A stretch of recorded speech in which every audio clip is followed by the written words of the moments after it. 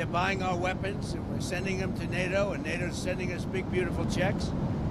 But that I don't care about that. I care about, it was a big factor when Biden spent $350 billion and got nothing. But what I do care about is they lost last week, 7,011 people were lost, almost all soldiers. 36 people in a town which got hit by a missile, but over 7,000 soldiers. It's crazy. Can you describe a little bit, Mr. President, because I know you've had a lot of phone calls with President Putin. What's the difference in a face-to-face, in-person meeting? Look, he's a smart guy, been doing it for a long time, but so have I. Been doing it for a long time. And here we are, we're president.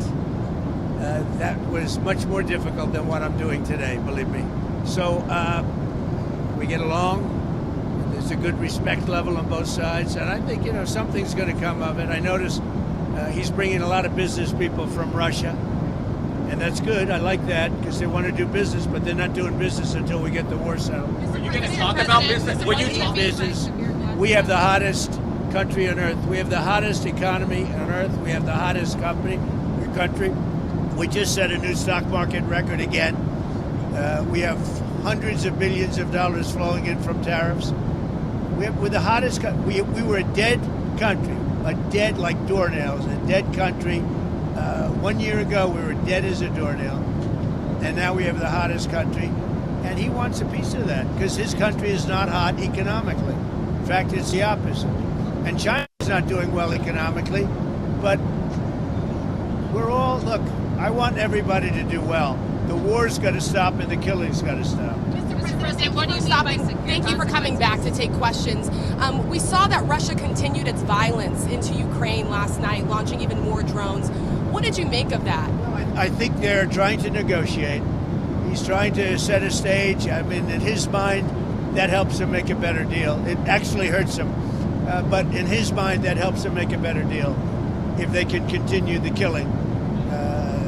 Maybe it's a part of the world. Maybe it's just his fabric, his genes, his genetics. But he thinks that makes him, gives him strength in negotiating. I think it hurts him, but I'll be talking to him about it later. It's on the table for discussions today, Mr. President. Are the territorial swaps on the table? Will you be discussing that? They'll be discussed, but I've got to let Ukraine make that decision. And I think they'll make a proper decision. But I'm not here to negotiate for Ukraine. I'm here to get them at a table. And I think you have two sides. Look, Vladimir Putin wanted to take all of Ukraine.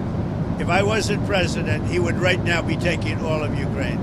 But he's not going to do it. Mr. President, what did you mean? Just one thing. What about the possibility of the United States providing security guarantees to Ukraine? Maybe. Along with Europe and other countries. Not in the form of NATO, because that's not going to, there are certain things that aren't going to happen.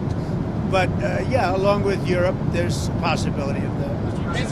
Mixing the number of business people that President Putin is bringing along, is that something that you want to discuss with President Putin at this meeting? Yeah, if we make progress, I would discuss it, because that's one of the things that they would like. They'd like to get a piece of what I built in terms of the economy. Just so you know, we were a dead country with our economy. He wouldn't be interested. He wouldn't have been interested a year ago with the Biden economy. But he is interested in the Trump economy because wait till you see when those factories start opening up. We have hundreds of factories all over the country, and that includes auto factories, AI factories, and every other. They're all coming in because they want to beat the tariffs. Because if they open here, they don't have to pay tariffs. If they don't open here, they have to pay, in some cases, 200%, 300%. I haven't even set some of the tariffs yet. I'll be setting tariffs next week and the week after on steel and on, I would say, chips. Chips and semiconductors. We'll be setting sometime next week, week after. What rate are you looking at? What rate? I'm going to have a rate that is going to be lower at the beginning. Then that gives them a chance to come in and build. And very high after a certain period of time. And if they don't build here, they have to pay a very high tariff, which doesn't work, so they'll come and build. Mr. President, hi.